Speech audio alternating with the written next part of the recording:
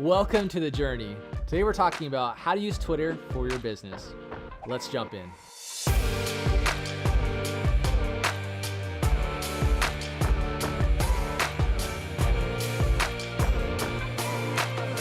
I hear a lot from different businesses that Twitter is dead, it's irrelevant. Why should we be on Twitter?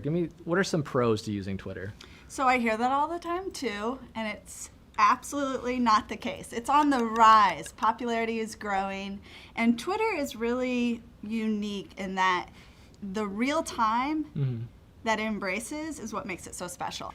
Should all businesses use Twitter, or should some? Are there certain use cases where you probably should avoid it? I'm a big fan, I'm a huge advocate of using all three platforms, Facebook, Twitter, and Instagram, because they work better together.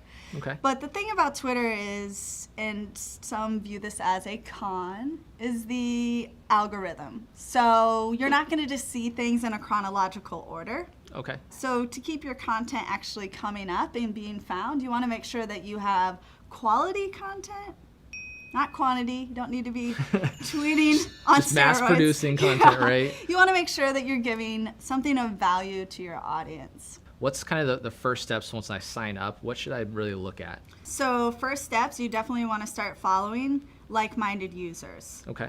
And that can also help you to get in front of their followers, which will give you a really organic presence. And then also go and engage with other users on Twitter. Go and click retweet on something that makes sense to your business that would also be of value to your followers. So what about my profile? I know there's some things that I should probably do just to make sure it's consistent. What does that look like? With your profile, you want to make sure that you have, do you have a logo? Yeah. Yeah, so you want to put your logo out on your Twitter and definitely make sure your handle is consistent. So that's that @ symbol and then the name of your business, preferably. Make sure that's consistent across Twitter, Instagram, and Facebook, because after all, you're branding yourself. Right. And then from there, you have like a little bio description right beneath the photo and your handle. Cool. So one of my just absolute favorite topics ever are hashtags. Hashtag, I did it all for the cookies, right? Tell us about kind of the best practices using hashtags. Should we just go on a hashtag tangent? Are there best practices? What should we avoid? Give us a lowdown. Yes, so definitely reel it in. Don't need to go hashtag crazy. Okay. But I also love hashtags. It's a great way to get more exposure. They're free to use. And it can help you to be found by someone who doesn't even know you exist. Also, including it in the actual caption that you're writing. So one of my favorite things to do when I'm traveling the country, and let's say I did this seminar, right, on social media, and I got a cool picture. Me at the microphone, I could see it now. feeling pretty cool at a trade show.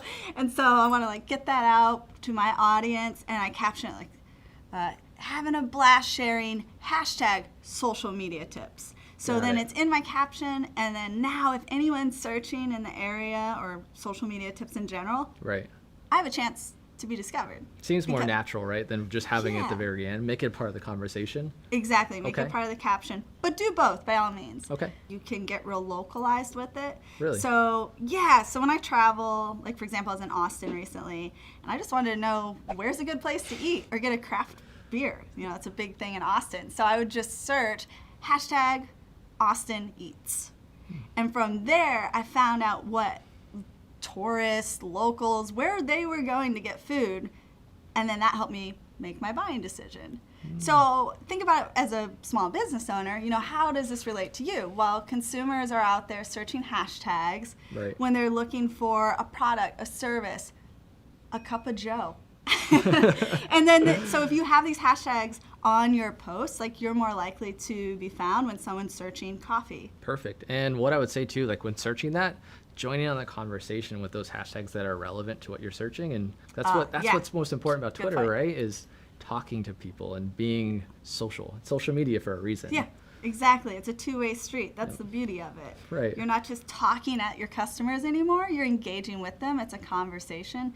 And at the end of the day, is going to make your presence more powerful if you have this two-way conversation. Right on. Yeah. I dig it. So next up we have really paid advertising, because I know I've seen some paid promotions on Twitter every now and then. Is there any relevance to that? Should we test it out? What are your thoughts?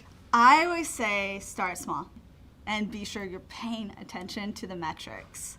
Otherwise, you're just blindly spending money, right? At the end of the month, you're Yeah. like, wait, where did my money go? Like, well, yeah, so just start small. So Emma, so we're tweeting a lot, we're searching hashtags, we're using hashtags. How do we know if what we're doing is working and relevant? Is there any place to go in and check what we're doing? There absolutely is a way to track. Twitter has this account dashboard that you can actually see even what time of day people are looking at your tweets, which could really be informative. You know, I used to work at a coffee shop, and what we found is there were certain times a day that made sense to tweet to get people to come in. Right. Coffee, early risers. You can tweet something at 5 a.m. about what you have on, what your drip coffee is, or your specials on your lattes. And that made sense, you know? And then, so thinking about the time of day, looking at your Twitter analytics to see what works best. Yeah. But also the top tweet is really informative. So What do you just mean by looking, that? like the tweet that got the most impressions, the most engagement. That's gonna help inform the next tweet and your strategy. Okay. Oh, also the retweet. If I'm getting a lot of retweets from users, I know, oh, they like that. You know, They want to liked- tell their friends. Yeah, right? like I should include more photos of me skateboarding. That got way more retweets, and then that informed my next tweet. So there's two different types of retweets, if you will. There's retweet and there's a quote tweet. Yeah. So while it's fast and efficient to simply click retweet, you know, back to the million other things you're doing. Right. We found it to be more beneficial to quote, add your own caption, because then you're adding your personal flair to it, and you're really explaining the relevance of that tweet to you. Why are you retweeting it? Sometimes I feel like I'm spending all day on Twitter. Is there a way for me to not have to do that? Like, can I just go and do it just once a day? Because I schedule things. Like, help me out here.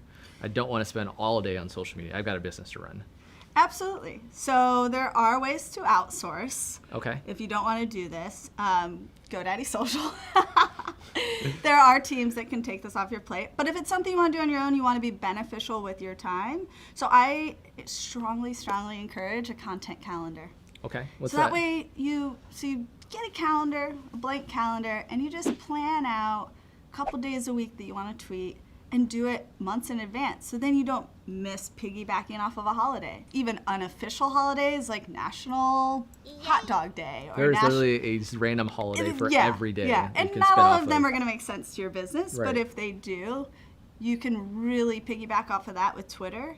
But the content calendar is going to be key to help you plan out in advance. So you're not rushing and scrambling like, oh, I haven't been on Twitter for a few Right. days and I just need to go out there and tweet. Yeah. 'Cause No. One tool that I found that is pretty cool is TweetDeck. Have you checked that out? No, I haven't. So TweetDeck actually lets you, it's inside of Twitter itself, but it lets you schedule out your own tweets so that you don't have to go in every day and post. You Sure. can literally take some time or chunk out of your Monday, right, and schedule Totally. out your content calendar, and it'll just spin it for you. Yeah, and I would just be cautious with that though, because while that's maybe a good way for you to manage your time rather, you want to make sure that those times of day are working for your consumers, because that's the key. You want your tweet to connect with your consumer at the most optimal time.